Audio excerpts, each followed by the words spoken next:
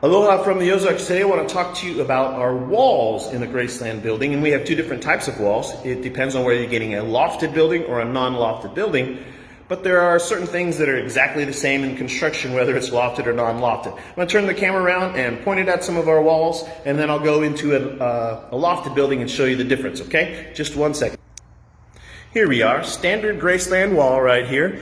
First thing I hope that you notice, plywood in the walls. We use 5/8 inch plywood. That's standard for every one of our buildings, lofted or non-lofted, okay? 5/8 inch treated plywood. Comes with a limited lifetime warranty. The same thing is true for our premium grade of lumber that we use for our 2x4s in the walls. We use it in our roofs as well. We use it in our floors and subfloors. So it's all premium, it's all treated, and it comes with the limited lifetime warranty.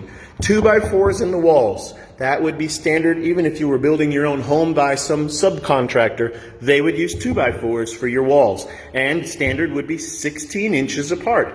Some of my competitors space them further apart. They put them 24 inches apart. And why do they do that? Because they don't have to use as many 2x4s in their walls, which saves them money. But I want you to know, in a wall or any building, the more 2x4s you have, the stronger and sturdier that wall is. We use more 2x4s. Standard is 16 inches apart. Then we double up the 2x4s every 4 feet, which means we're using a lot more 2x4s than our competitors, which means our walls, by default, they're stronger and sturdier.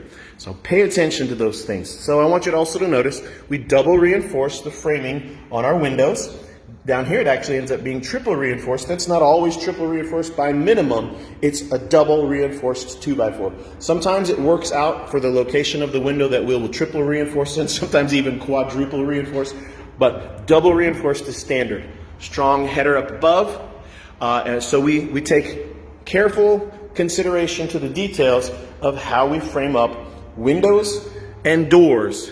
And that is to keep those windows and doors square inside the building so that once this building is delivered to your site and leveled, windows and doors should open and shut properly. When windows and doors don't open and shut properly, it's because they're not square with the building. And that's either because the building isn't level or the framing of the window and door wasn't done very well. But I want you to see what's standard for us, double reinforced 2x4s, okay? Same thing on our doors. I'll come over to a door and let's take a look at that. Standard for how we do doors, okay?